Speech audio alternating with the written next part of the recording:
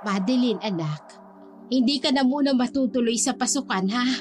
Alam mo naman, wala nang trabaho ang papa mo. Hindi ko rin naman kayang gastusin sa kolehiyo. Ayos lang ba sa'yo na huminto ka muna sa pag-aaral mo, anak? Malungkot ang mukha ng ginang na si Susan habang sinasabi iyon sa anak.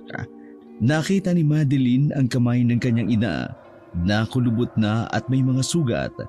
Dulot iyon ng araw-araw na paglalaba at pagbababad sa tubig.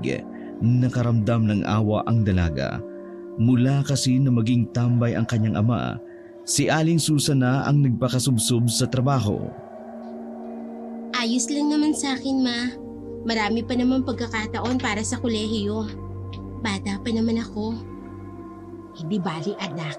Kapag nakaipon, pwede ka namang pumasok sa kolehiyo. Sa ngayon, tiis-tiis muna tayo, ha?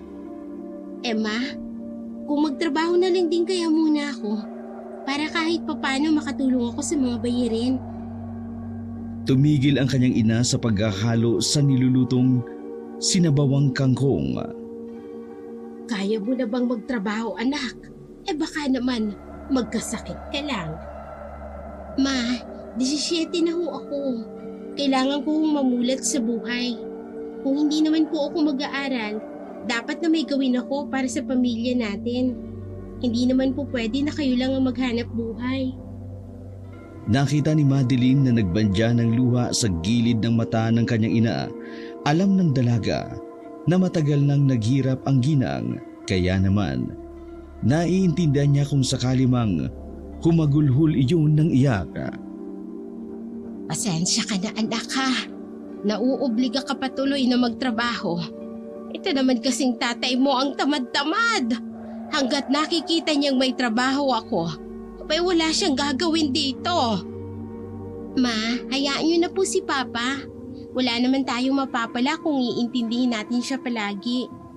Ang isipin na lang po natin, tayong dalawa, tayo na lang po magsumikap para po makaluwag-luwag tayo. Sa Maynila tayo tumira. Bahala na po siya rito. Anak, papa mo pa rin siya. Hindi natin siya pwedeng iwan dito. Hindi ho tayo aangat kung may isang hihila pababa.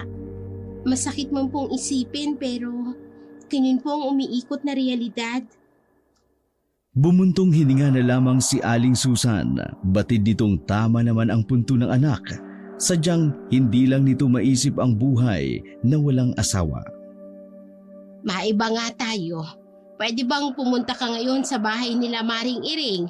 Ay makihiram ka muna ng pantahi. Nasira kasi yung bestida ko na isa. Abay magtatahi ako mamaya. Pagbalik mo, tapos na itong niluluto ko. Sige po, ma. Mag-iingat ka, ha? Huwag ka nalang dadaan sa Purok 2. Umikot ka na lang sa 4. Tumango lamang ang babae at nagbadaling umalis sa kanilang bahay. 9:00 ng gabi noon. Kung tutuusin, masyado na silang huli sa oras ng pagkain.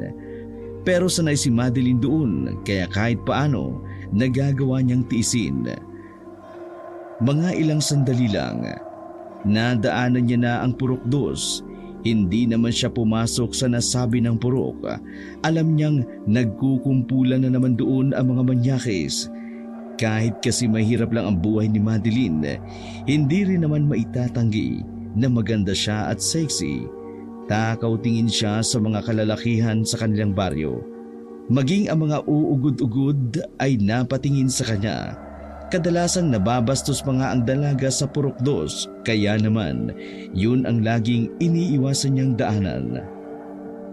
Bakit kasi sa Purok 4 pa nakatira si Aling Iring? Ay, hayaan mo na nga. Sa kanyang paglalakad ay bigla niyang nakasalubong ang lalaking si Gabriel. Ang lalaking matagal na ring nagkakagusto sa kanya, ngunit kahit kailan, hindi iyon natipuhan ng babae. Dahil sa pagiging mayabang nito. Oh, Madeline! Gabing-gabi na! Bakit nasa labas ka pa? Dapat yung mga ganyang babae nasa bahay na. Baka mamaya may mang ano pa sa'yo dyan. Gusto mo samahan kita para may kasama ka namang gwapo. Yan ka na naman sa kayabangan mo. Isumbong kaya kita kay Papa. Wala namang magagawa ang papa mo. Iuntog ko pa sa muscle ko yun eh. Diyan ka na nga. Nagmamadali ako eh. Teka lang! Bakit ka ba pakipot? May makikita ka pa bang kasing gwapo ko sa baryo natin? Wala na! Ako lang! Oo na. Ang lakas ng hangin eh. Akala mo naman talaga kung sino. Maglalakad pa sana si Madeline nang may sabihin pa ang lalaki na siyang nakapagpahinto sa kanya. Nakakalimutan mo na ba na sa Purok 4 ang may aswang nung nakarang buwan? Natigil ang dalaga at nagsalubong ang kilay nang nilingon ang lalaki. Tinatakot mo ba ako? Tumawa ang binata at lumapit uli sa kanya. Hindi naman. Sinasabi ko lang sa'yo na hindi safe sa Purok 4. Taga doon ako eh. Alam ko kung anong nangyayari doon. Ano bang nangyayari doon? Uy! Interesado siya. Takot ka no? Bahala ka nga. May napatay na aswang. Muling napatigil ang dalaga at nagtayuan ang kanyang mga balahibo. Sa pagkakataong iyon, nakita niyang wala sa itsura ni Gabriel ang pagbibiro. Seryoso ang mukha nito. May napatay na aswang. Malapit sa hanging bridge papuntang kagubatan. Kani-kanina lang. Yung lasinggero kasi sa tindahan, may nakita silang lumilipad sa ere. Akala nila nung una agila. Pero napansin nila nakatawan ay tao. Sinundan nila kung saan pumunta. At ayun, napatay nila ang aswang. Alam mo, tuwang-tuwa yung mga nakapatay. Kasi yung aswang daw, ang daming suot na alahas. Hindi nakapagsalita si Madeline. Matatakotin kasi siya pagdating sa mga aswang. Noong bata pa kasi siya, nakakita siya ng aswang sa bubong ng kapitbahay. Kaya naman, alam din niya sa kanyang sarili na totoo ang nilalang na yun. Ewan ko lang kung may halaga yung mga alahas noon ah. Pero pinagkukuha ng mga nakapatay eh. Kasi di ba, may paniniwala yung matatanda dito na ang mga alahas doon ng aswang may dalang swerte sa sino mang tao na makakukuha noon. Hindi na makayang pakinggan ni Madeline ang mga sasabihin ng lalaki. Kaya naman, nauna na siyang naglakad pero sinundan siya ng lalaki. Ay na ba? Bakit ka ba nakasunod? Taga Purok 4 ako. Uuwi ako sa amin. Di sasabayan na kita. Baka mamaya yun eh. Sige, ulitin mo pa. Hindi na nga. Sasabay na lang ako.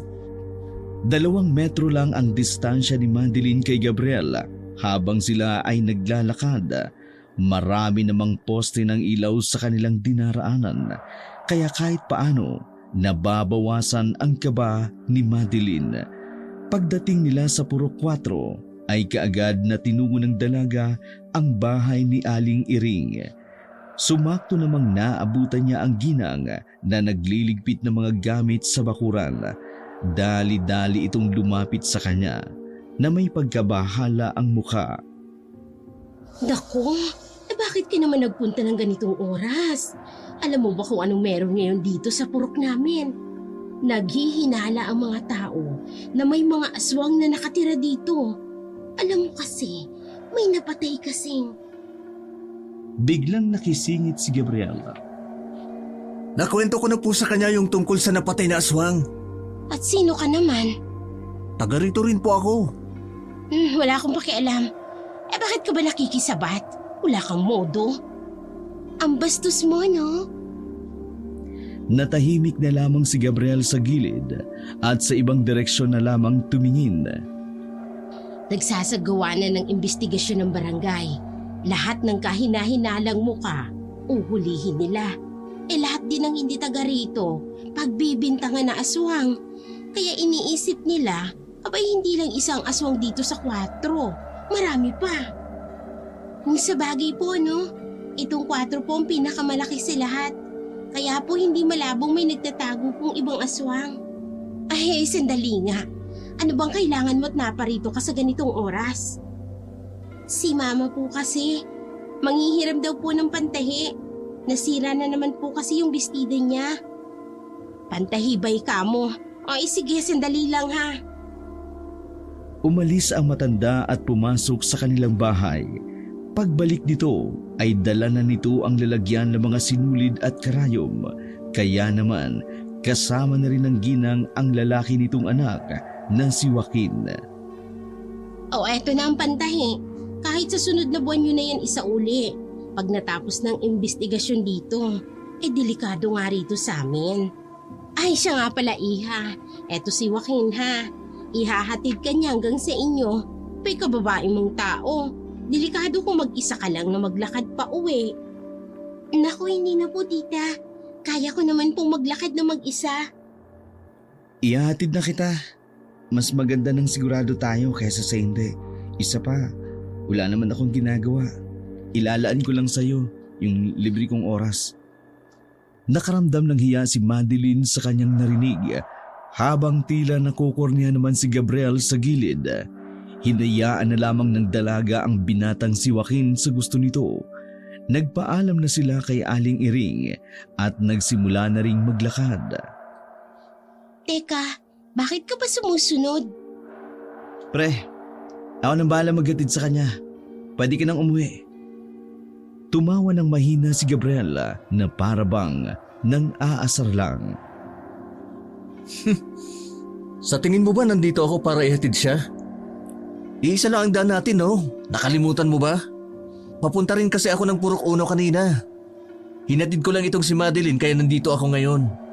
Kanina pa ako dapat nandun eh.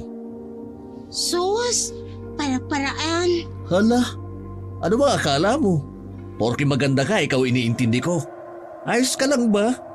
May iba akong lakad sa Purok Uno. E di sumabay na lang kayo sa akin. Ikaw ang sumabay sa amin. Kayo ang sumabay sa akin. Ang kukulit nyo. Pareho lang naman yung sinasabi nyo eh. Kapag ako nainis, maglalakad ako mag-isa. Kaya mo bang labanan ng aswang, Madeline? Hindi, di ba? Kaya kailangan mo ng kasabay na katulad ko, na kayang… Tama na, Madeline. Muna na tayo. Napamura na lamang sa isipan ang lalaking si Gabriel. Pero wala naman siyang nagawa, kundi ang sumunod na lamang din sa dalawa. Makalipas ang ilang minuto, ay narating na rin nila ang bahay ng dalaga. Maraming salamat, Joaquin. Pakisabi kay tita, salamat din. Maraming salamat din. Wow! Kailan kaya ako makakarinig ng salamat mula sa'yo? Kapag matino ka ng tao, Sus! Gusto ng matino, pero siya hindi matino. may sinasabi ka? Wala. Ang sabi ko, pumasok ka na sa bahay niyo at ako nang balang magatid dito kay Joaquin. Baka sakaling itong si Joaquin ay marunong magpasalamat. Sa pilitang hinila ni Gabriel ang lalaking si Joaquin, kampante naman si Madeline na hindi mag-away ang dalawa kahit pa magkaklase iyon sa school. Dating matalik na magkaibigan pero nasira iyon dahil sa isang pangyayari. Bumuntong hininga na lamang ang dalaga. Ay, nandiyan ka na pala anak. O heto, nakahanda na ang pagkain natin. Maraming salamat ha. O yan, damihan mo ang kain mo. Alam kong napagod ka sa paglalakad. Umupo na ang dalaga sa harapan ng lamesa. Bago kumain ay binuksan ni Madeline ang usapin tungkol sa nangyari sa Purok 4. Ma, alam niyo po ba yung nangyari sa Purok 4 kanina? Nangyari sa Purok 4? Ano ba yun? Hindi pa ako nagagawi ron eh. Ma, ang sabi ni Aling Iring, may nahuli raw at saka napatay daw na aswang doon. Tapos yung aswang, maraming alahas. Kinuha daw ng mga nakapatay yung alahas. Kasi di ba po, pampaswerte yun? Naku, may nahuli na naman palang aswang. Diyos ko, na naman? Oo anak, yung huli bago yun. Yung nagliligawan pa lang kami ng papa mo. Ang papa mo nga mahilig sa mga aswang-aswang na kwento. Talaga po? Oo, abay interesado ang papa mo noon sa mga aswang. Kasama niya noon si paring Amboy. Lagi silang naghahanap ng aswang. Alam mo kasi, yung mga aswang dati, may mga alahas sa katawan. Noon pa naniniwala ng karamihan, kapag nakuha mo ang kahit isa sa alahas nila, abay siswertihin ka sa buhay. Di kahit kailan po, walang nakuha si Papa? Matawa-tawa pang sinagot iyon ng ginang. Ay nako malamang, kita mo naman kung anong buhay natin ngayon. Pero hindi ba masama na kunin ang alahas ng aswang? Ang ibig kong sabihin ma, wala bang mangyayari na kapalit? Baka magalit yung ibang aswang. Wala naman siguro. Si paring Ambunga yumama na lang. Hindi naman siya inaano ng aswang. Diba, matagal nang nasa Japan.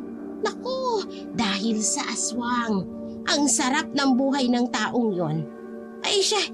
Kumain na nga lang tayo. Huwag na nating hintayin ang papa mo dahil baka umagahin na naman yun ang uwi.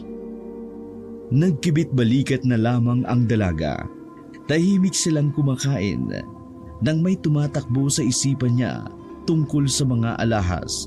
Sa isip-isip ng dalaga, kung magkakaroon sila ng ganun, tiyak na makakaahon sila sa kahirapan. Natawa na lamang si Madeline sa inisip niyang iyon. Batid niya kasing malabong mangyari iyon. Pagkatapos kumain na mag-ina, naghanda na sila sa pagtulog. Ang kanilang sala ay kanila rin namang tulugan.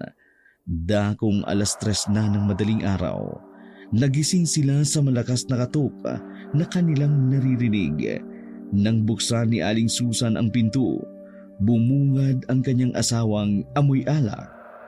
Pero mukhang hindi naman lasing, tuwang-tuwang pumasok ng bahay si Mang Erneng. Nak, Susan! Sinasabi ko na sa'yo, yayaman tayo! Ano bang sinasabi mo dyan? Alanganing oras grabe ang katok mo. Yayaman tayo, tingnan mo! Tingnan mo! Inilabas ni Mang Erneng ang isang kulay gintong kwintas. Nanlaki ang mga mata ni Susan. Naku, nagnakaw ka ba ha? Siraulo ka talaga, Susan. Ano akala mo sa akin magnanakaw, masamang tao? Alahas ito ng aswang. Nagtakip ng bibig si Aling Susan. Nabigla si Madeline noong mga oras na yun. Ibig sabihin pa, kasama kayo sa mga nakapatay ng aswang sa Puro 4? Ang galing mong bata ka. Bakit mo alam? Susan, ito na yung matagal nating hinihintay. Paano naman darating ang swerte? Kung labandera lang ako tapos ikaw naman, walang ginagawa. Punta ko! Inutel! Malamang bigyan mo ko ng pera pantaya sa sabong. Doon tayo suswertehin. Dali na! Akin ang pera at mamaya pupunta ako sa bayan para kumita tayo. Dali na! 200 na lang ang pera natin dito. Pang-ulam natin sa 2 araw na ito. Naku, ayos lang yan. Lalago yan sa akin. Wala ka bang tiwala? May pampaswerte ako. Ganito ang ginawa ni Paring Amboy. Kaya alam ko din, dito tayo uunlad. Binigay ni Aling Susan ang natitira nilang pera. Madaling araw pa lang, umalis na si Mang Erneng. Walang kain, wala ring tulog. Masyadong nagtiwala si Mang Erneng sa paniniwalang may dalang swerte nga ang alahas ng aswang. Kinaumagahan, nagtiyaga sa nilagang saging ang mag-inang Susan at Madeline. Gustuin man nilang bumili ng kahit kapilang, wala naman silang magawa. Butas ang kanilang bulsa. Pagdungaw ni Madeline sa kanilang bintana, naruroon na sa labas si Joaquin. Nagtataka naman ang dalaga kung bakit naruroon ang lalaki. Nagpaalam siya sa ina para harapin iyon. Bakit ka nandito? Ayos ka lang ba? Gusto ko sanang magpasama sa iyo sa dulo, sa uno. Hindi ko kasi kabisado dito eh. Sige. Wala naman akong ginagawa.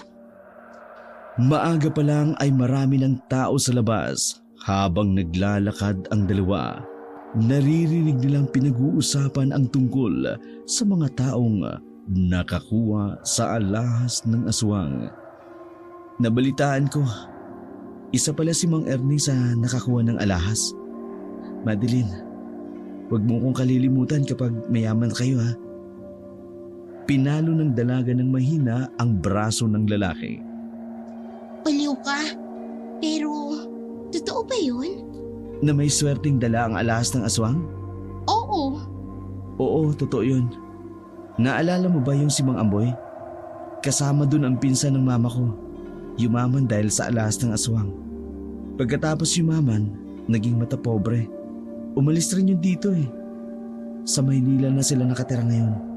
Pero siya mismo nagsabi sa pamilya namin na yung alahas daw ng aswang ang paraan para umulad kami sa buhay. Kung ganon, Oo, Madeline, may malaking tsansa na uunlad na kayo. Kailangan lang ng tatay mo na malaman kung saan siya swerte. kinakabahan lang kasi ako Kinakabahan? Saan? sa pwedeng mangyari sa mga nakakuha ng alahas ng aswang. Paano kung balikan sila ng ibang aswang dahil sa ginawa nila? Palagay ko hindi naman. Takot ang mga aswang sa tao eh. Tsaka dapat noon pa. Kita mo naman si Mang Amboy. Buhay pa rin hanggang ngayon. Sa Japan na nga lang sila nakatira. Masama pa rin ang kutob ko. Ewan ko ba? Huwag ka na kasi mag-isip ng kung ano-ano. Nasa utak lang naman ng tao ang takot. Oh, yun na palang bibilihan ko. Lumapit ang dalawa patungo sa tindahan ng tulya. Hindi nila inaasahan na naruroon din pala si Gabriel. Kaya naman, agad na nagbago ang ihip ng hangin para kay Madeline. Malayo pa lang, kitang-kita niya na ang ngiti ni Gabriela. Ay, kainis. Bakit nandito pa yan? Huwag mo nalang pansinin. Bumili sila na parang hindi nakikita si Gabriel sa gilid. Hindi naman sila ginambala ng lalaki. Doong oras na yon ay parang may isang himala na nangyari. Pagtingin ni Madeline sa binatang si Gabriel, tila may lungkot sa mukha nito. Lungkot na hindi alam ng dalaga kung ano ang dahilan. Alam mo ba kung bakit parang malungkot si Gabriel? Concern ka ba? Hindi naman. Ibig kong sabihin, nakakapanibago. 10 taon kasi ng pagkamatay ng lola niya ngayon. Yung naikwento ko sa iyo dati, yung namatay kasi na parang kinulam daw o ano, basta ganun. Ah, kaya pala. Napatingin na lamang si Madeline kay Gabriel na abala namang namimili ng tulya. Hindi niya na lamang inintindi yun at naglakad na rin paalis. Ilang oras pa ang nakalilipas. Naging abala ang dalaga dahil sa dami ng labahang ibinagsak kay Aling Susan. Tinutulungan kasi ni Madeline ang ina para mas madali silang matapos. Habang nagsasampay, biglang dumating ang manong na si Erning. Pagpasok pa lang nito sa kanilang bakuran ay malapad na ang ngiti nito. Oy, anong meron at malapad yata ang ngiti mo, Erning? Susan, Madeline, itapon nyo na ang mga labahan na yan. Dahil ngayon, hindi na kayo maglalabada. Ha? Ay, anong sinasabi mo dyan? Lasing ka na naman ba, Erning? Pumasok si Mang Erning sa bahay at sumunod naman ang dalawa. Inilapag ni Mang Erning ang isang bayong. Pagtingin na mag-ina sa laman nito, nagulat sila dahil puno iyon ng pera. Pa, ang daming pera nito ah. Saan ito galing? Oy, Erning, mahirap lang tayo ha, pero hindi tayo magnanakaw. Ay, dako, ang tatangan nyo talaga kahit kailan. Sa tingin nyo ba magnanakaw ako ng ganyang karami? Galing yan sa sabungan. Napanalunan ko yan at lahat ng swerteng nangyari sa akin dahil dito sa kwintas ko. Dinukot ni Mang Erning ang gintong kwintas at hinahalik-halikan pa ito. Ibig mong sabihin, totoo ang swerte na sinasabi nila. Oo nga. At hayan ang resulta. Marami tayong pera ngayon at araw-arawin ko ang pagpunta doon para lalo tayong yumaman. Tila nakahinga ng maluwag ang ginang na si Aling Susan sa dami ng pera na nasa bayong. Matagal-tagal din siyang makakapagpahinga sa paglalabada at pagdiskarte sa labas ng bahay. Bukas, ibigay mo na ang mga nilabhan mo. Kahit hindi ka muna tatanggap ng labada. Madeline, bumili ka ng gusto mo sa bayan. Lahat ng makakapagpaganda sa'yo, bahala ka. Dahil may pera tayo. Itago niyo muna ang bayong. Kukuha lang ako ng pera para pampainom sa mga tropa ko. Dumakot si Mang Erning ng pera at lumabas na rin ng bahay. Tameme ang dalaga ng mga oras na yun. Hindi niya alam kung ano ang mararamdaman. Natuwa naman siya dahil sa wakas, makapagpapahinga na ang kanyang ina. Pero sa kabilang banda, tila may bumabagabag sa kanya. Hindi niya alam kung ano yun. Makalipas ang ilang araw, naging sunod-sunod nga ang swerteng dumating sa pamilya ni Madeline. Kada magpunta ni Mang Erning sa sabungan, umuuwi itong maraming pera. Kalat rin sa Baryo 1 ang alahas na meron si Mang Erning. Bukod sa ibang taga-baryo na may alahas din ng aswang, isa si Mang Erning sa tinitingala noong mga panahon na yun. Dahil sa pagiging galante ni Manong, madalas na bumaha ng alak sa kanilang lugar.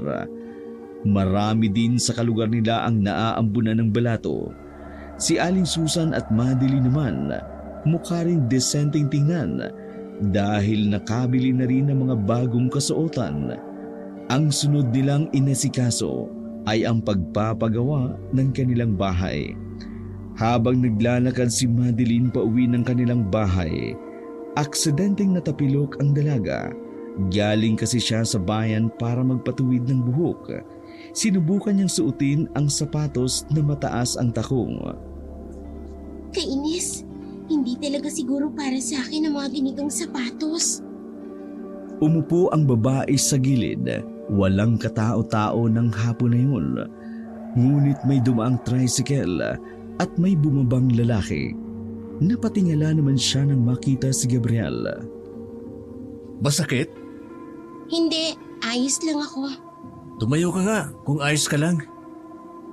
Nang subukan ng babae ang tumayo, muntikan pa siyang matumba. Mabuti na lamang nasalo siya ni Gabriela. Bakit ka kasi naglalakad? May pera ka namang pamasahe. Di ba marami na kayong pera? Pakialam mo ba? Gusto kong maglakad eh. Gusto kong sanayin ang sarili ko nang naglalakad ng mataas ang takong. Kung sa bagay, malapit na pala ang pasukan. Ganyan pala yung mga isinusuot yung mga babae. Umupo si Gabriel at sumenyas na ipapasan ang dalaga. Ano yan? Oh, pumasan ka na sa akin. Hindi na. Sasakay na lang ako. Walang hihintong tricycle sa'yo rito dahil sa terminal pa lang puno na. Wala rin si Joaquin. Kahit magkaroon ng himala, hindi yun darating ngayon. Ako lang ang nandito para tumulong sa'yo. May sakit ka ba? Para kang mabait ngayon ah. Mabait naman ako. Ikaw lang naman itong ibang tingin sa akin. Oh, ayaw mo ba? Alis na ako. Bahala ka ritong maabutan ng aswang. Gagabi na rin naman eh. Hoy, sandali! Bilis! Nangangalay na ako. Wala nang nagawa ang dalaga. Pumasa na lamang siya sa likod ng binata. Masakit na kasi ang mga paa niya. Kung ilalakad niya pa iyon, baka lalo lamang itong mamaga. Maraming salamat. Namatay ang lola ko dahil sa mga aswang. Nagulat si Madeline nang biglang sabihin ni Gabriel na natili lamang siyang tahimik sa likuran ng binata, pero bigla siyang kinabahan.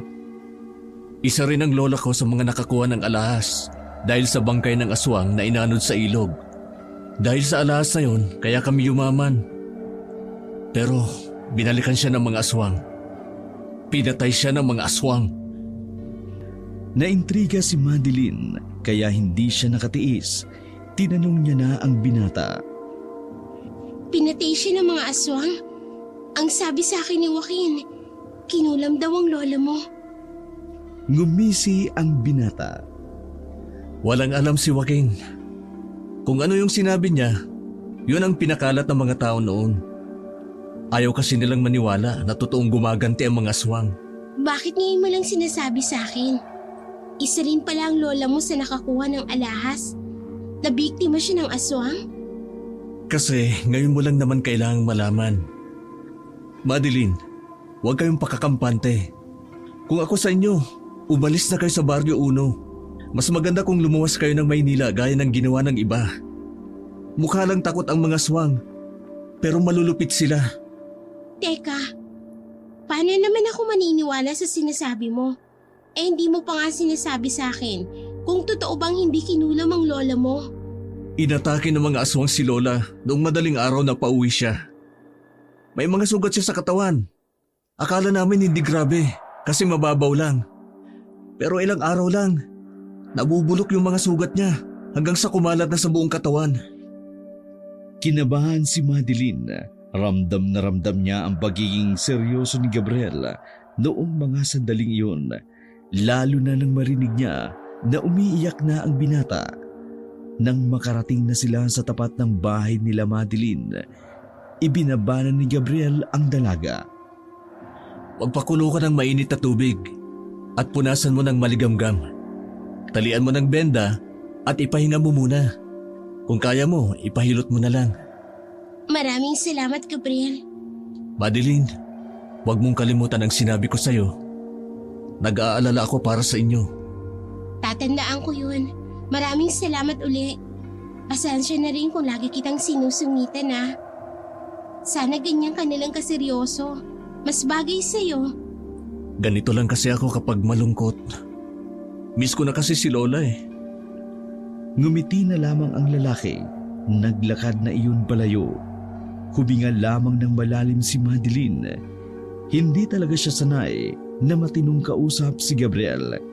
Iika-ikang naglakad ang dalaga nang pumasok siya sa kanilang inuupahang bahay. Yung totoong bahay kasi nila ay ginagawa pa lamang.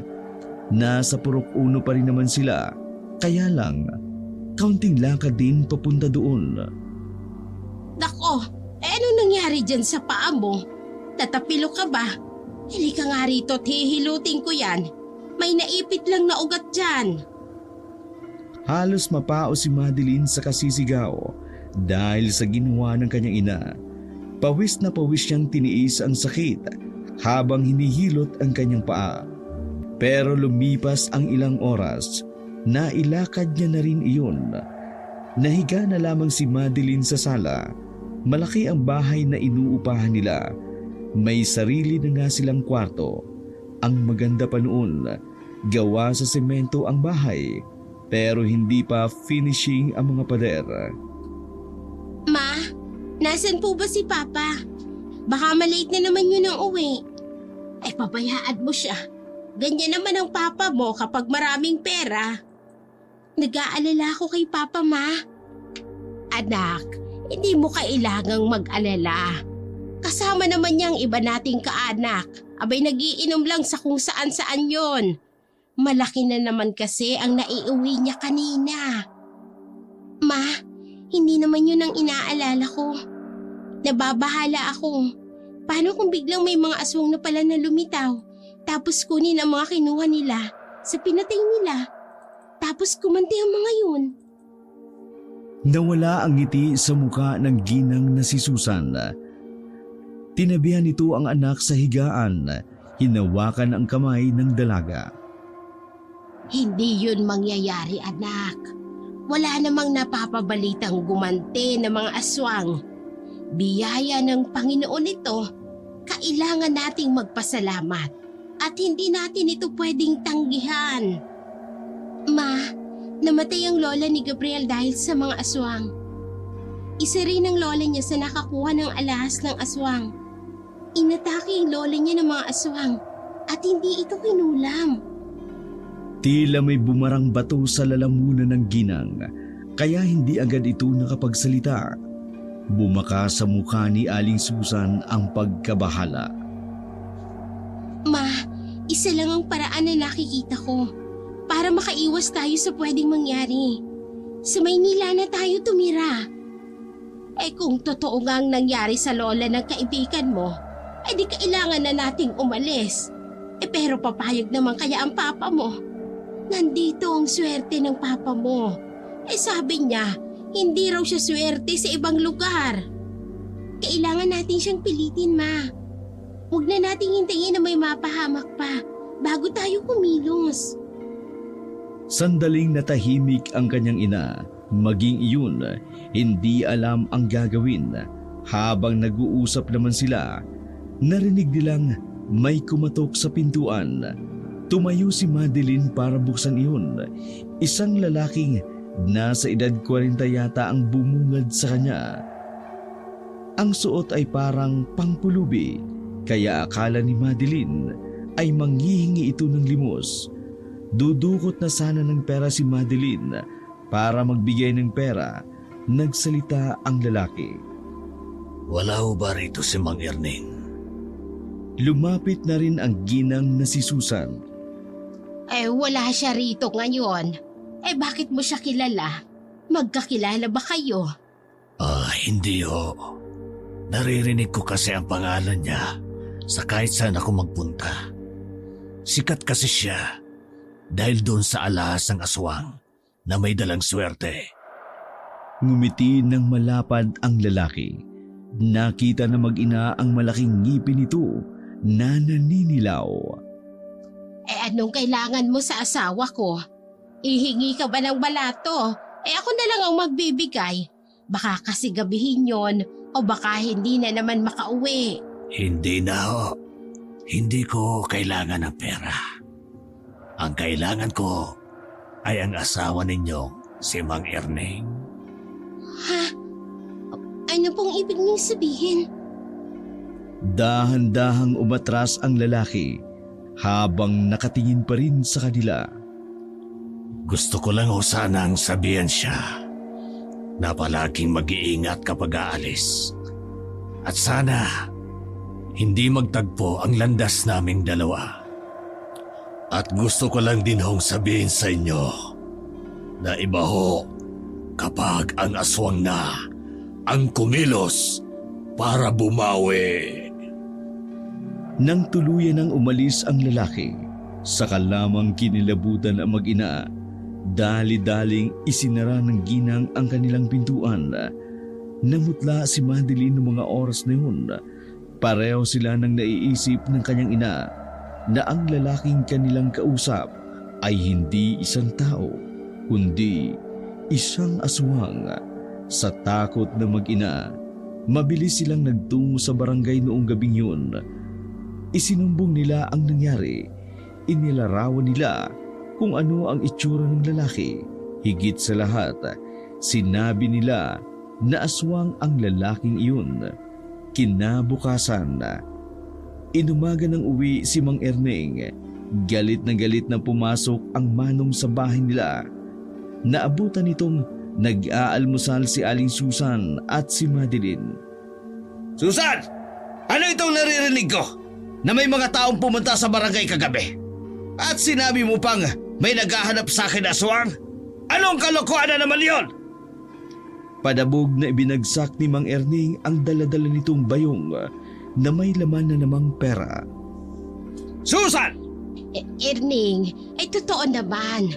Aswang ang lalaki naghahanap sa'yo. Sinabi pa nga sa amin na iba raw ang aswang kapag kumilos. At anong katibayan mo sa aswang na yon, ha? Nagpalit ba ng anyo? Ano? Iyon ang sinabi niya. Sa galit ni Mang Erning, nasampal nito ng malakas ang ginang. Muling napaupo si Aling Susan sa lakas ng sampal. Nilapitan naman agad ni Madeline ang kanyang ina. Kahit sino rito, pwedeng sabihin na aswang sila para takutin ako. Tingnan mo ngayon ginawa mo. Dahil kalat na sa purok uno ang sinabi mo. Lahat ng yayain kong uminom, natatakot. Kasi nga, baka daw madamay sila sa ganti ng aswang. Pinaya mo ko sa mga tao. Pa, tama na. Bakit ba kasi hindi mo na lang aminin na may posibilidad na gumanti ang mga aswang? At saka, mismong ikaw na ang nagpapatunay na totoong aswang, di ba? Hindi mo dapat minamaliit ang mga aswang dahil hindi sila mga tao. Hinila ni Mang Erning ang buhok ng dalaga at sapilitang hinarap.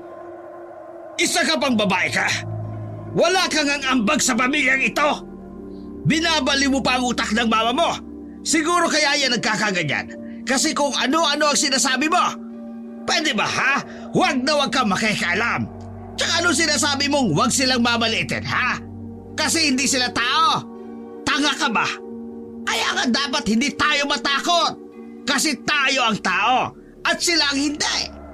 Mas mataas tayo sa mga nilalang na yan dahil salot ang mga yan! Kailan ba kayo maniniwala kapag may nangyari ng masama sa amin ni Mama? Lumapat ang palad ni Mang Erning sa makinis na mukha ng babae. Lumagapak ang dalaga sa sahig sa lakas ng pagkakasampal. Erning naman, maiintindihan ko kung ako lang ang sasaktan mo. Pero itong anak natin, wag mo namang idamay. Walang modo ang siraulo na yan eh. Tunay nga na mas nagiging demonyong isang tao kapag nagkakapera. Kayo na ang pinaka-perpektong halimbawa. Aba talagang napakawalang ihawa! Sige, subukan mo ulit saktan ang anak natin. Ako na ang makakalaban mo. Bakit? Ano bang kaya mong gawin, ha? Wala ka namang pera. Lahat ng meron kayo ngayon dahil sa akin. Kaya wag na wag kayong magmamalaki. Naiintindihan nyo? Sa inyo na ang lahat ng pera mo. Mas pipiliin pa namin kumain ng kamote araw-araw kesa kumain ng masarap. Pero nasa alanganin naman ang buhay. Sana hindi ka magsisi na hindi mo kami pinakinggan. Walang ano-ano'y sinabunutan ni Mang Erning ang dalawa. Itinulak na malakas palabas ng pinto. Sumubsob ba ang mag-ina dahil sa kawalan ng balanse? Wala akong pakialam sa inyo kung ganyan kayo. Hahanap na lamang ako ng bagong pamilya na hindi ako tinitingnan na masama. Humagulhol na lamang ng iyak ang ginang. Sa nangyaring iyon, doon lalong nabuo ang paggamuhin ni Madeline para sa kanyang ama. Nasabi na lamang niya sa kanyang sarili na sana gumanti ang mga aswang kay Mang Erning. Sa kalaliman ng gabi, hindi alam na mag-ina kung saan sila pupunta. Nahihiya naman silang makisiksik kay Aling Iring dahil marami na ang tao sa bahay nila. May dala naman silang pera, kaso nga lang wala naman silang matutulugan hanggang sa isang itim na sasakyan ang huminto sa kanila. Sakay na. Gabriel, Nakasakay ang binata sa sasakyan sa unang pagkakataon. Nakita ni Madeline kung gaano kadesente ang binata. Mayaman naman kasi talaga si Gabriel. Sadyang may pagkasiraulo lamang. Aling Susan, sakay na po kayo. Doon po muna kayo sa bahay. Hindi na nagpatumpik-tumpik pa ang mag-ina dahil sa takot na baka may aswang sa paligid. Agad rin silang sumakay. Dinala sila ng binata sa isang paupahang bahay, ngunit ng mga panahong yun, walang nakatira roon. Tanging si Gabriel lang ang tumutuloy doon. Maraming salamat, Manong. Pakisabi kina Mama at Papa, dinala ko si Aling Susan at Madeline dito. Tumangulang sa kanya ang driver nila at umalis na rin. Inasikaso sila ng binata. Kalaunan, nakatulog na si Aling Susan dahil sa pagod at sama rin ng loob. Ang naiwang gising ay si Madeline at Gabriel na nasa sala lamang habang kumakain ng mani. Bumalik ako kanina. May nakita kasi akong kahina-hinalang lalaki na aali-aligid sa bahay ninyo. Tapos, doon ko na narinig na galit si Mang Erning. Hindi na nagsalita pa ang dalaga, ngunit baka sa mukha nito ang labis na kalungkutan. Madeline, dito na muna kayo ha. Mas mainam na ito kasi baka madamay pa kayo sa gagantian ng aswang. Ako lang naman ang nandito. Isa pa, wala namang problema kina Mama at Papa na nandito kayo. maraming salamat, Gabriel. Nakakahiya. Hindi mo kailangang mahiya. Malaki rin naman ang utang na loob namin kay Aling Susan. Naalala ko noon, si Aling Susan lagi ang naglalaban ng mga damit namin. Kahit na wala pa kaming pambayad, ayos lang sa kanya. Ngumiti ng mapait ang dalaga. Madeline, may sasabihin ako sa'yo. Pero sana huwag kang mabibigla. Ano yun? Nakaramdam ng kaba ang dalaga. Pakiramdam niya, ikababahala niya ang kanyang maririnig. Mula nang mamatay ang lola ko dahil sa mga aswang, yung mga kamag-anak namin ay nag-imbestiga. Kahapon lang. Nalaman nila kung saan kumukuta ang mga aswang na yon. At plano na nila sanang ubusin ang mga yun kahapon. Ang kaso nga lang, nakatunog ang mga aswang. Wala na sila roon. Hinala ng mga kamag-anak ko, nandito na sila sa mga purok. Nagpapanggap lang na tao. Isa lang ibig sabihin nun, Madeline. Nasa alanganin na rin ang buhay niyong mag-ina. Kapag gumanti kasi ang mga aswang, lahat yan damay. Sa hindi maipaliwanag na dahilan, nagkaroon pa rin ng pag-alala ang dalaga sa ama. Kinakabahan siya para kay Mang Erning. Si Papa, ayaw niya kaming paniwalaan. Pasensya ka na, Madeline. Pero para sa akin, si Mang Erning, yung tipo ng tao na dapat mamatay na. Pera na ang sinasamban niya. Pero kasi, tatay ko pa rin siya, Gabriel. Ang tatay, hindi nananakit ng asawa at anak. Tandaan mo yan. Naiinis ako dyan kay Mang Erning. Kung may karapatan lang ako, sinapak ko na yan eh.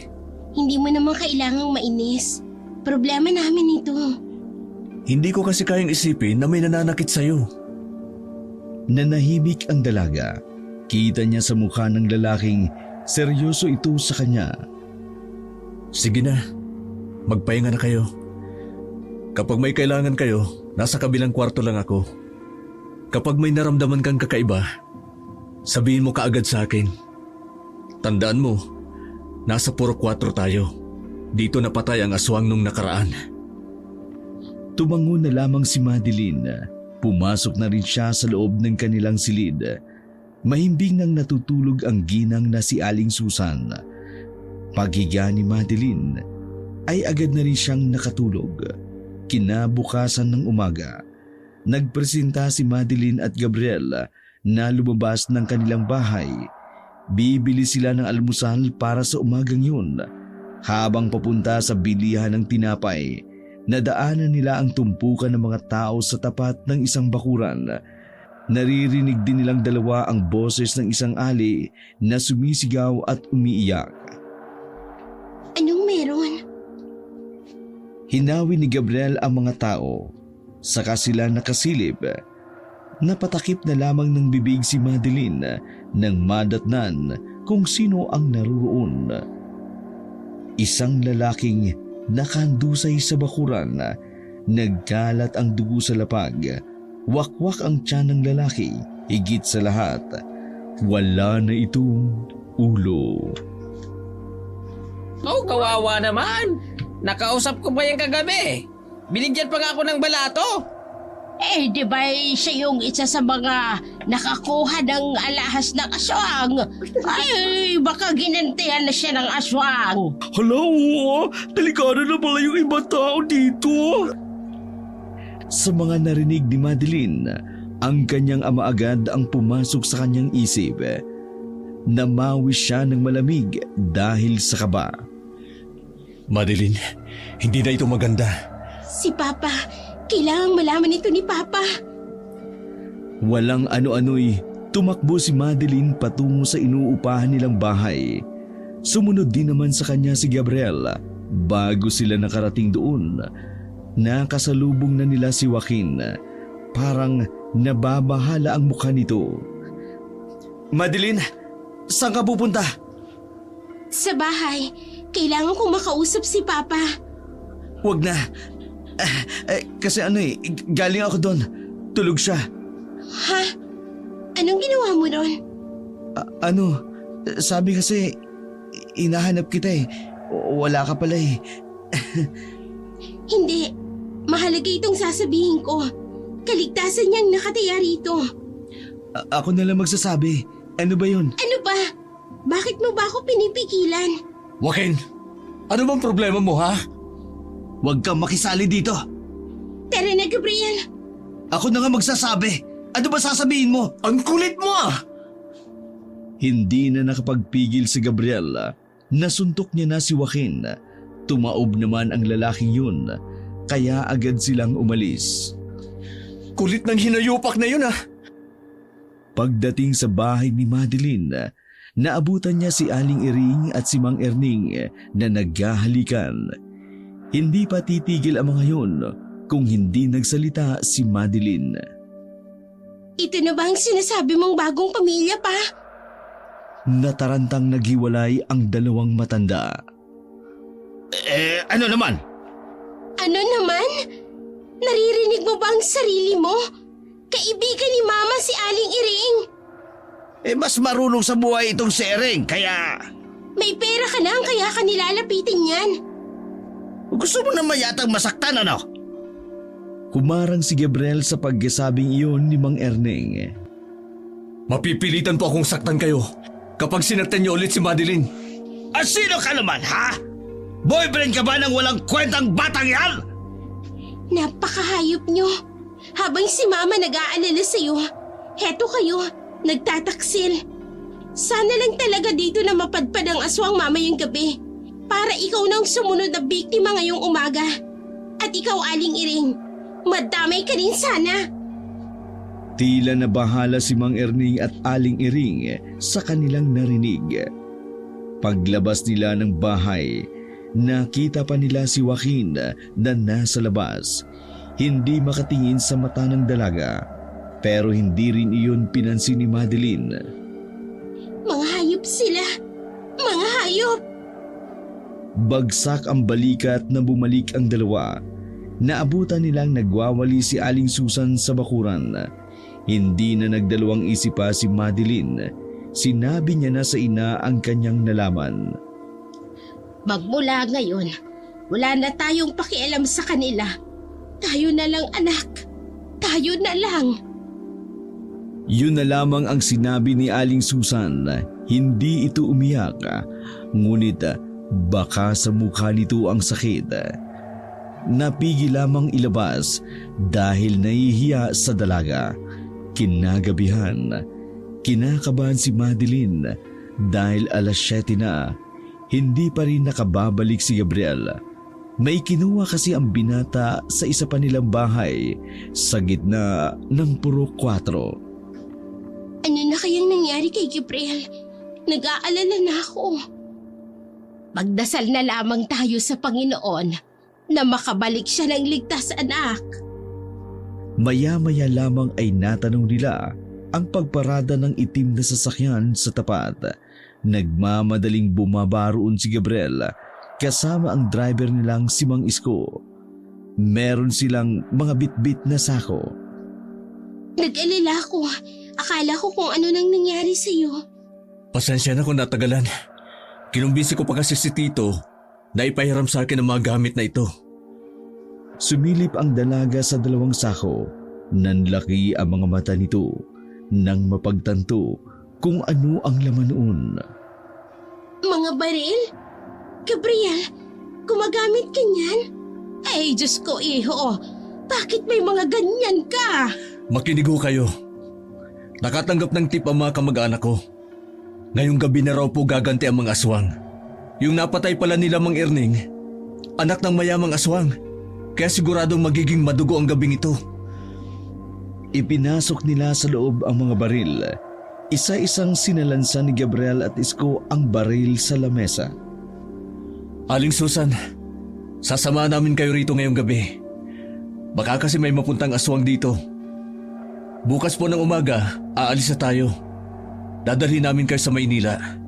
Doon na po kayo titira, sabi ni Mama at Papa. Iho, sobra-sobra na ang tulong na ginagawa mo para sa amin. Bakit mo ba ginagawa ito?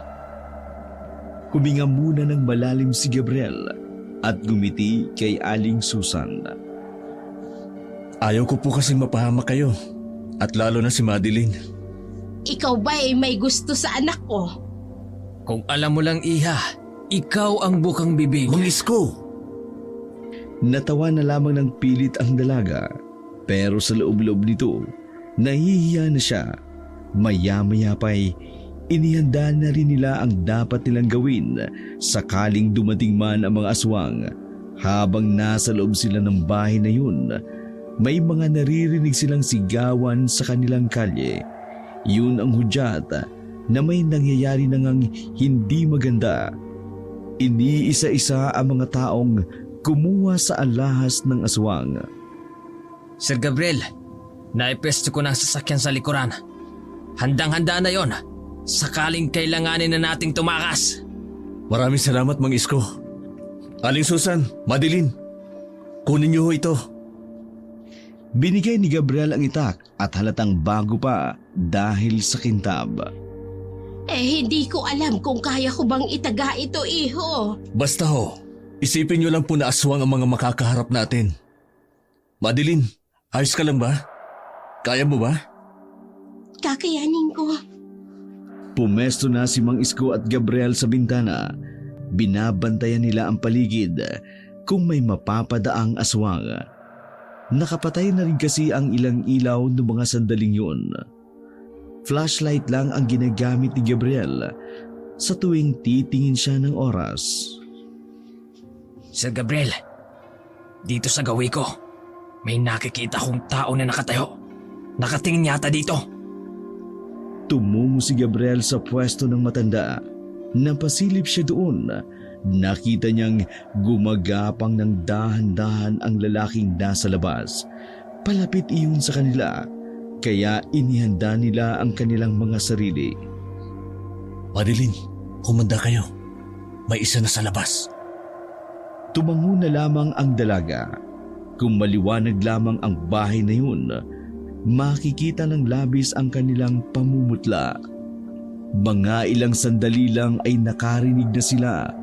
Nang magkasunod na katok, sumilip si Gabriel sa maliit na butas ng pinto.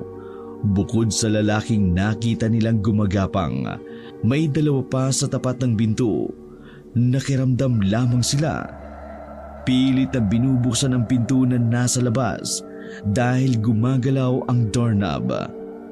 Mas lalong kinabahan si Madeline nang marinig nilang may nagsalita sa labas. Magandang gabi ho.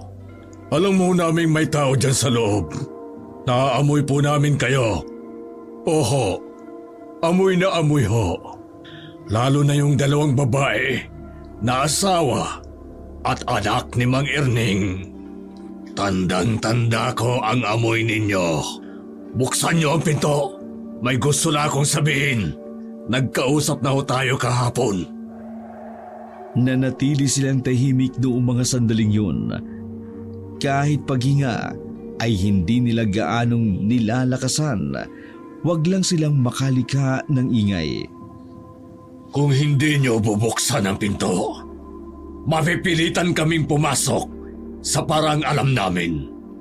Magbibilang ho ako ha. 1. Napapalunok ng laway si Madeline habang si Gabriel at Mang Isko naman ay nakatutok lang ang baril sa pinto. 2. 3. Lumakas ang kalabog sa labas ng pintuan.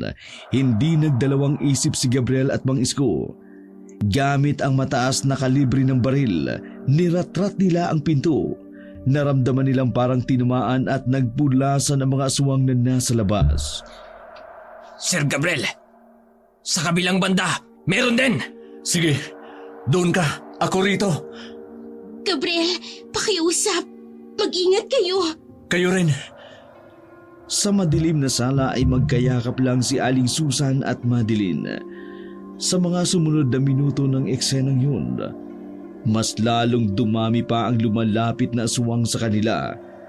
Nabigla si Gabriel na ganun pala karami ang mga aswang na nasa 4. Bukod pa roon, ang mga aswang na nasa ibang bahay. Dahil sa magkasunod na putok na pinakawalan nila, nakapukaw sila ng atensyon ng maraming aswang. Madeline, maganda na kayo. Dumadami na sila ng dumadami. Aalis tayo ngayon. Hindi magandang mapalibutan tayo. Lintik na mga aswang ito. Ayaw maubos. Dahil sa pagdagsa ng mga aswang sa bahay nila Gabriel, napilitan na lamang silang lisanin iyon. Dumaan sila sa inihandang daan ni Mang Isko. Pagdating nila sa likod bahay, mabilis silang tumakbo sa damuhan. Kailangan nilang malagpasan iyon dahil sa bandang dulo ang naghihintay nilang sasakyan. Ay Diyos ko! Ang bagal niyo! Bubuhatin ko na ho kayo! Ay, sigurado ka ba dyan? Walang nagawa ang ginang ng buhatin siya ni Mang Isko. Kahit kasi may edad na rin, malakas pa naman si Mang Isko dahil alaga nito ang katawan. Madeline, takbo lang! Huwag nang lumingon! Paglingon nila sa kanilang likuran, natanaw nilang nasa bubong na ng bahay ang mga aswang. Alam nilang susunod ang mga iyon sa kanila, kaya naman mas binilisan pa nila ang kanilang takbo. Ayun na! Ayun na ang sasakyan natin! Mauna na muna kayo! Babarilin ko na ang mga ito para mapabagal ko sila! Gabriel naman, baka mapano ka pa niyan? Sige na Madeline, sumunod ka na sa kanila. Dalawa tayong mapapahamak kapag kumulit ka pa. Kasi naman nakakainis ka. Ngumiti si Gabriel sa kanya. Ayos lang ako. Susunod din ako agad kapag nakita kong nakasakay na kayo. Dali na! Labag man sa kalooban ni Madeline, iniwan na lamang niya ang binata. Bawat hakbang ay parang nagdadalawang isip pa siya, pero naiisip din niya, ayaw niyang sayangin ang sakripisyo ng binata. Kaya naman, binuhos niya ang kanyang lakas para lang makarating sa sasakyan. Anong ginagawa ng batang yon? Bakit nagpaiwan pa? Huwag ko kayong mag-alala. Susunodin yan. Pinagana ni Mang Isko ang makina. Nang mapansin iyon ni Gabriel, mabilis itong tumakbo patungo ng van. Huwag mo nang uulitin yan. Depende pa yun sa sitwasyon. Kaya di ko yun mapapangako. Mang Isko, ingat sa maneho. Naiwan nila ang mga aswang. Nakahinga sila ng maluwag nang makitang wala nang humahabol sa kanila. Aling Susan, Madeline, ayos lang ba kayo? Wala bang nasaktan sa inyo? Ayos lang naman kami.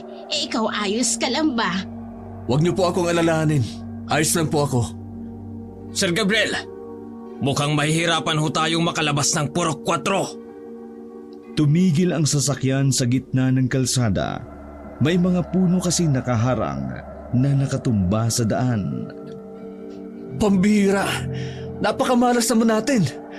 Sino namang gumawa niyan? Mga aswang, alam nilang sa Purok 4 ang pinakamalapit na labasan para makapunta sa bayan. Kaya isasara talaga nila ito. Ay, salbahe talagang mga aswang na yan. Ano nang gagawin natin? Wala tayong pagpipilian. Babalim tayo. Sa Purok 1 tayo dadaan papuntang bayan. Magiging mas mahirap ang pagdadaanan natin. Kalat na ang mga aswang sa bawat purok. Umandar naman ang kaba sa sistema ni Madeline. Buong akala niya'y nakaligtas na sila sa mga aswang. Pero hindi pa rin pala tapos ang lahat. Kasalanan nito nila Erning. Kung hindi sana nila pinatay ang aswang na yon, wala sanang nanggugulo ngayon. Kung ibabalik ba ang alahas titigil kaya sila? Aling Susan, hindi na po sila titigil. Sa oras kasi na ninakaw na sa kanila ang alahas, wala nang halaga sa kanila yon. Ang iniisip na lang ay papaano makakaganti sa nangyari sa kasama nila. Kaya dapat mas maging matatag pa tayo ngayon. Mang Isko, handa ka na ba? Sir Gabriel, may alam akong daan na hindi gaanong nadadaanan ng mga tao. Malaki ang tsansa na walang aswang doon. Mula rito sa Purok 4, tatagos tayo sa 1. Sige ho, duman tayo dyan. Ikaw na ang bahala. Kinabig ni Mang Isko ang manibela pabalik. Bumuntong hininga lamang si Madeline. Gusto niyang ihanda ang kanyang sarili sa maaaring mangyari. Habang tinatahak nila ang daan, hindi maiwasan ni Madeline na hindi mangamba. Nabahala siya para kay Gabriel at Mang Isko. Makalipas lang ang ilang sandali, nalagpasan nila ang Purok 2. wala naman silang nakasalubong na kahit isang aswang. Yung daan kasi na yun ay lumang daan na, hindi na dinadaanan pa dahil malapit ng ituring na main road. Sir Gabriel, patungo na tayo sa Purok 1. Humanda na po tayo. Baka mas marami ng aswang dito. Malayo pa lang ay tanaw na nila ang Purok 1. Tahimik at wala silang nakitang nagkakagulo. Akala nila sa Purok 4 lang may mga aswang. Binagala ni Mang Isko ang pagpapaandar dahil masikip ang daan. May mga nakaparada kasing sasakyan sa gilid. Maya-maya lang, nakita ni Madeline sa labas na may mga taong nakatayo sa bubong ng bahay. Gabriel, ang daming aswang! Diyos ko! Sir, mukhang hindi lang ang mga nagnakaw ng alahas ang punterya nila. Parang kahit sino na lang ang gusto nila eh. Nagpalit ng magasin si Gabriel sa kanyang baril. Huwag kang haharurot. Kapag naramdaman nilang iiwas tayo, baka bigla silang sumunod. Tingnan mo, wala silang pakialam sa atin. Kabadong malala si Madeline at si Aling Susan noong mga sandaling yun.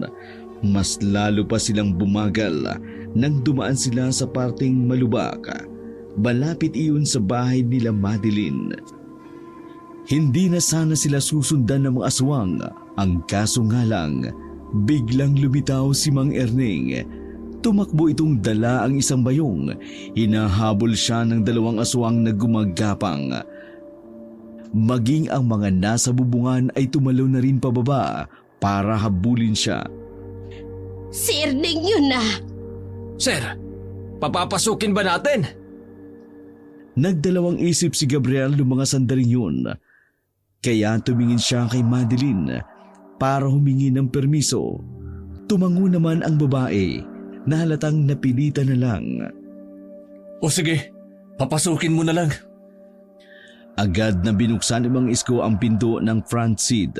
Sumakay naman agad si Mang Erning. Pero sa kasamaang palad, nabitiwan nito ang bayong. Sandali! Pera ko! Pera ang laman ng bayong na yon!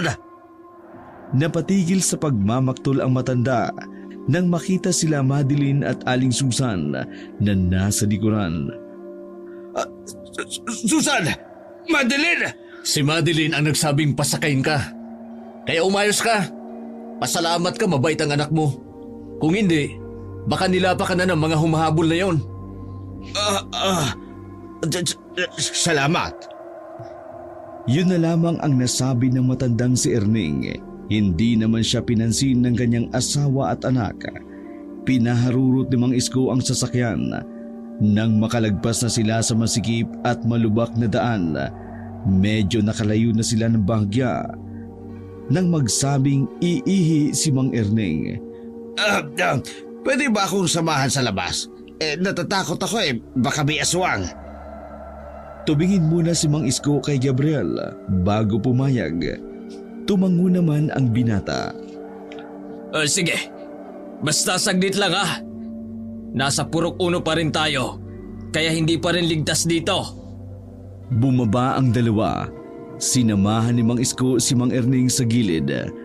Pero nagulat na lamang sila nang biglang agawin ni Mang Erning ang baril na nakasukbit sa tagiliran ni Mang Isko. Lumabas silang para sana awatin si Mang Erning, pero masyadong matigas ang ulo nito. Ikaw binata! Bitiwan mo yung baril mo! Babarilin ko to! Sumunod na lamang si Gabriel sa utos ni Mang Erning. Sa takot na putukan si Mang Isko. Ano ka ba, Erning? Iniligtas ka na nga nila. Yan pang isusukli mo. Ano bang gusto mo? Kailangan kong balikan ang pera ko doon. Doon nakasalalay ang magandang buhay namin ni Ereng. Ikaw, driver! Samahan mo ko. Ipagmaneho mo ko pabalik.